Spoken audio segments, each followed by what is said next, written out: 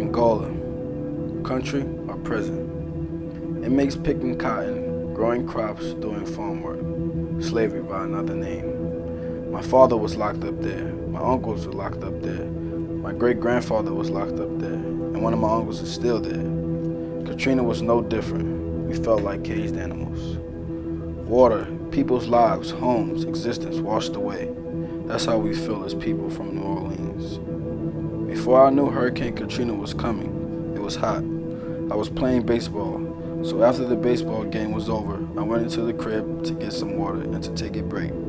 As soon as I walked in the crib and closed the door, my mother came right behind. She ran through the door talking about having to pack.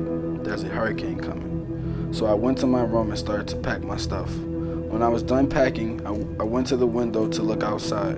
You could see daylight turning dark. So then everyone got in the shower and got dressed.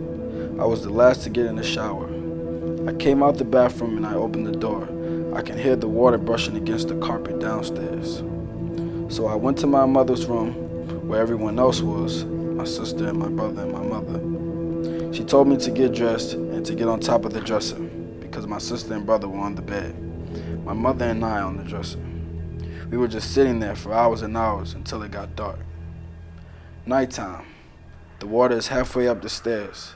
I slept on top of a dresser. The next morning, I woke up to my mother's room halfway underwater.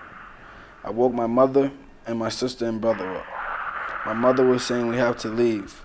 She opened the window and we climbed out onto the window onto a ledge. We waited until the water rose so that we could reach the roof. The water rose.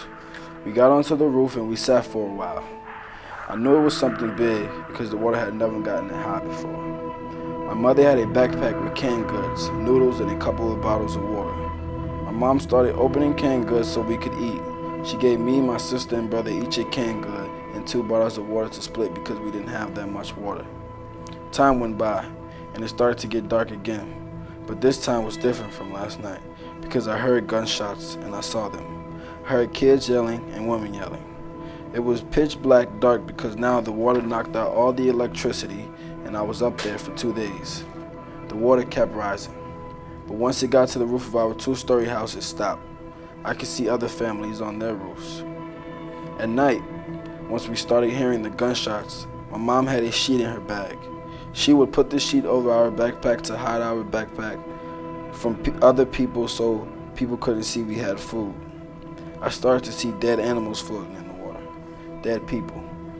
Also, I started to see people floating on mattresses, refrigerators, and anything they could hold on to. Earlier the next morning, about 4 or 5 a.m., there was a boat that drove past the roof filled with 5 guys. They stopped in front of my building and they started to look around the roof to see if people had any food or guns. The 4 guys on the boat all had guns. 2 of the guys got off the boat and jumped onto our roof. They started to walk towards us. I didn't know what was going to happen. Once they got to us, they just looked around us to see what we had around us. I thought we were about to die. One of the guys said, "Just leave them. She's with her 3 kids." So they got back on the boat and drove off. Time went by. It's 12:30, 1 o'clock a.m. I could hear a male voice yelling my sister's name. India, Alvin, Jules, Latricia, screaming our names. As the voice got louder, I could see a boat turning a corner. It was my father. He pulled up to the roof and asked if we were okay. Then he told us to get in the boat. I noticed there were multiple canned goods, multiple bottles of water, and 2 guns. We drove off with him.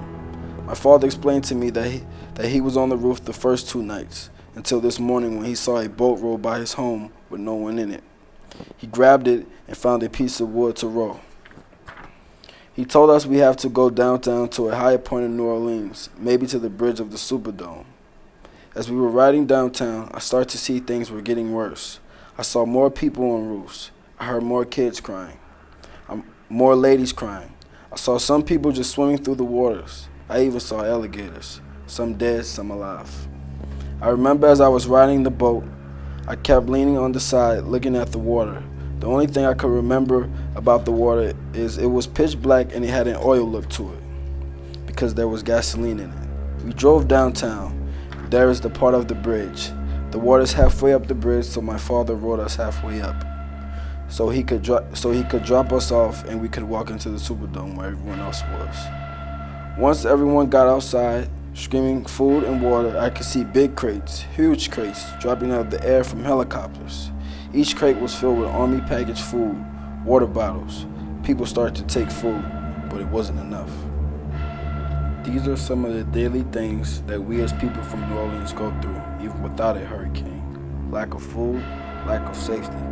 We are forgotten as people.